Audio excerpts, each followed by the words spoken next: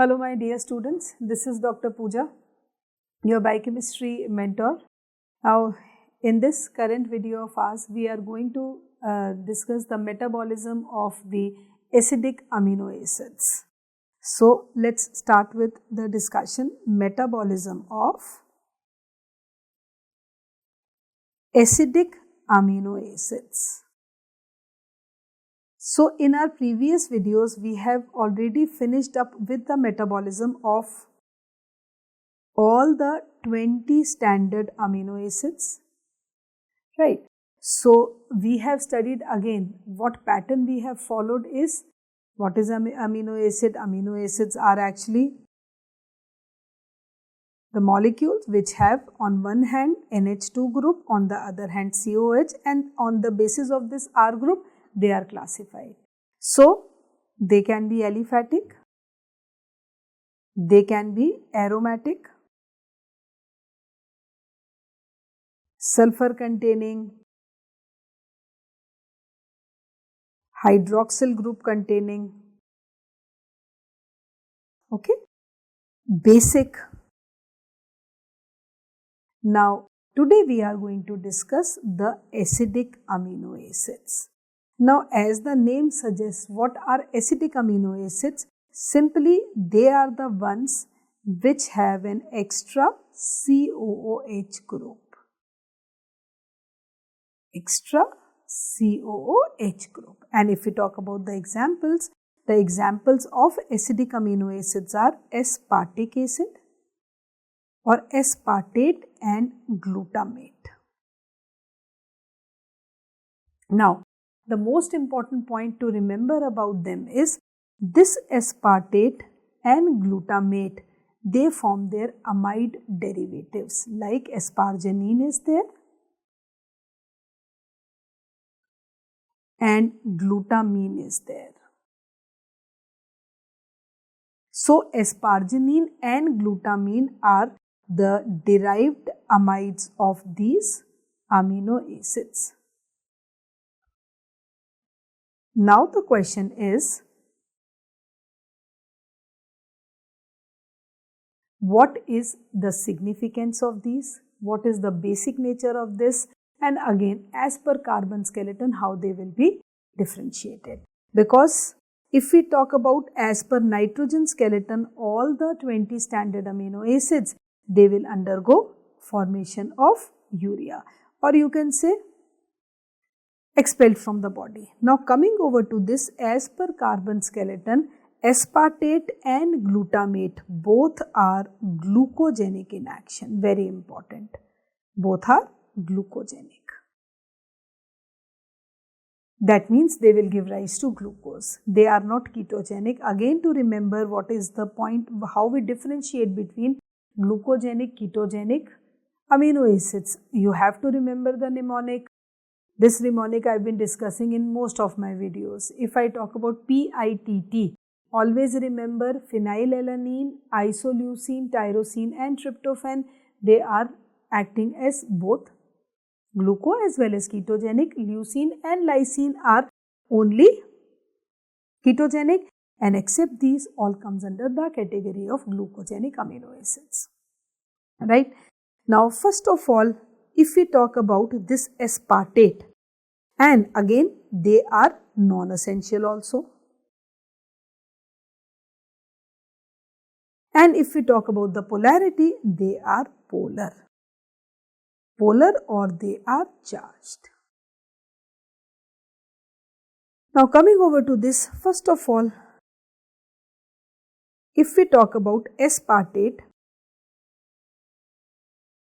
this aspartate undergoes transamination, and this the enzyme which is required for the transamination of aspartate clinically is very, very important.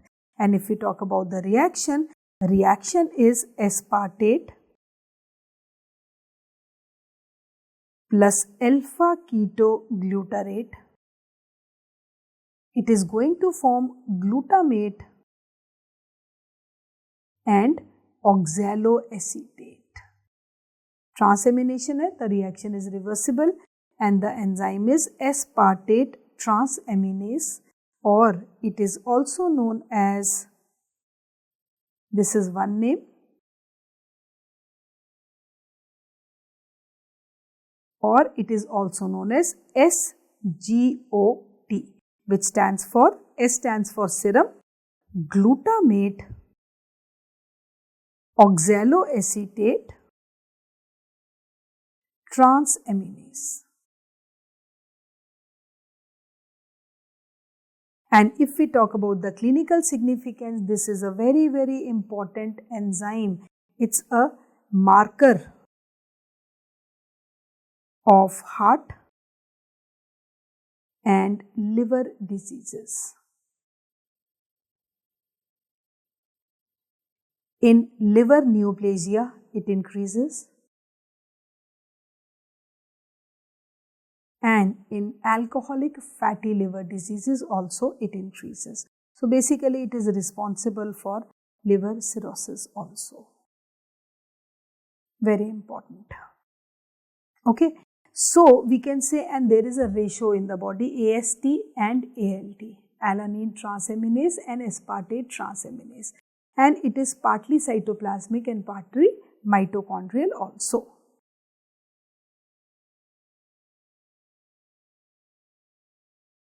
Right?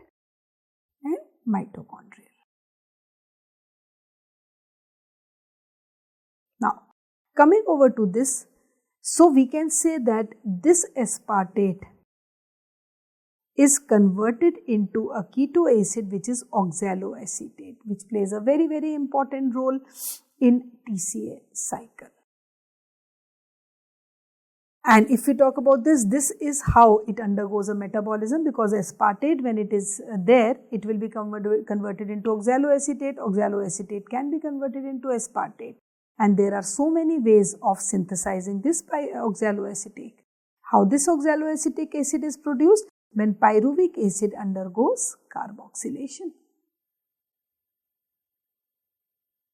We know the name of the enzyme is pyruvate carboxylase, and it requires biotin for its reaction.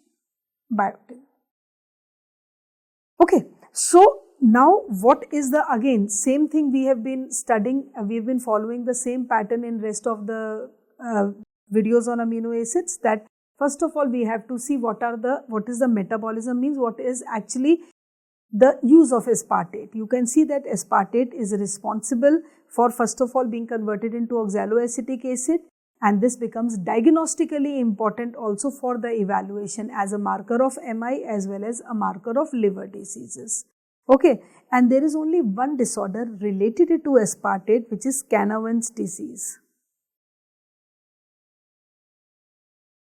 Now, what happens in this Canavan's disease?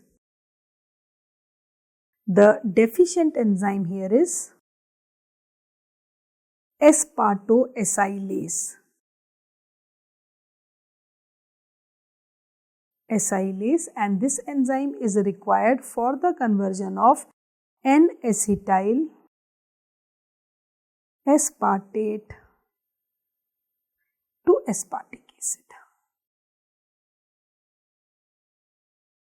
And if we talk about the clinical features here macrocephaly will be the main clinical feature.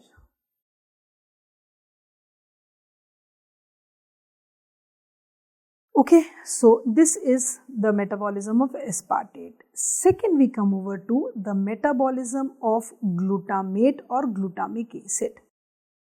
Now, glutamate itself is a very, very important amino acid. Why it is an important amino acid? Because this glutamate, like suppose if we talk about any transamination reaction, all the transamination reactions leads to the pool of this glutamic acid. Okay, so I can say all the transamination leads to increased concentration of glutamate. Right? Now, what is the fate of this? So, this glutamate first of all undergoes oxidative deamination,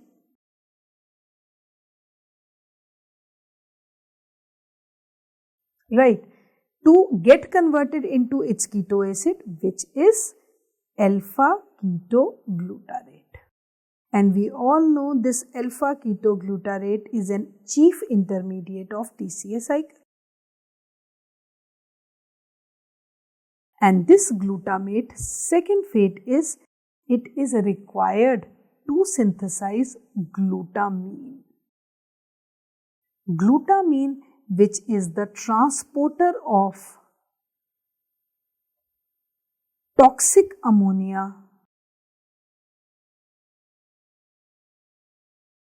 from the brain to the liver. So these are the two major metabolic properties of glutamate. And always remember, whenever we talk about oxidative deamination, this glutamate undergoes oxidative deamination, which is also known as transdeamination. This is also known as transdeamination. The name of the enzyme, this takes place in the liver and the kidneys mainly. And the enzyme here is glutamate dehydrogenase. So, if we talk about the reaction is this glutamate. In the presence of glutamate dehydrogenase, which is a zinc containing enzyme. This is a zinc containing enzyme, okay, and which simply NAD to NADH or NADP to NADPH. It is converted into alpha-ketoglutarate, which will undergo TCA cycle. Then another important reaction is this glutamate in the presence of enzyme glutamine synthetase forms glutamine, right? And this is a very important reaction, glutamate. The name of the enzyme is glutamine synthetase. And ATP is consumed. The most important point to remember about this reaction is completely a irreversible reaction. Okay, this is a irreversible reaction.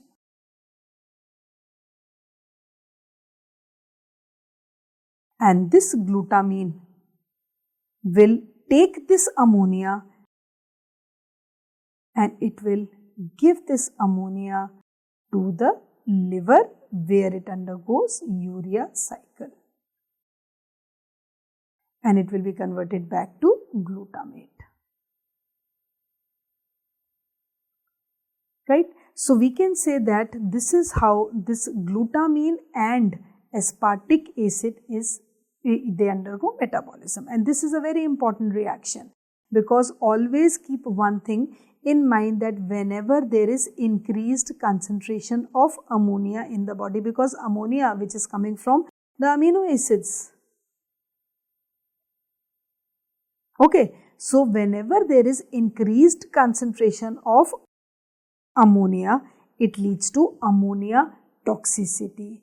And the worst effect is whenever this ammonia increases, there is a decreased concentration of alpha-ketoglutarate. So, if there is a decreased concentration of alpha-ketoglutarate, you can say TCA cycle will suffer, cycle will be reduced and ATP will be depleted, right? On the other hand, if there is decreased concentration of alpha-ketoglutarate, glutamate ka concentration will increase. And this glutamate increased concentration leads to increased concentration of increased production of GABA. What is GABA? GABA is an inhibitory neurotransmitter.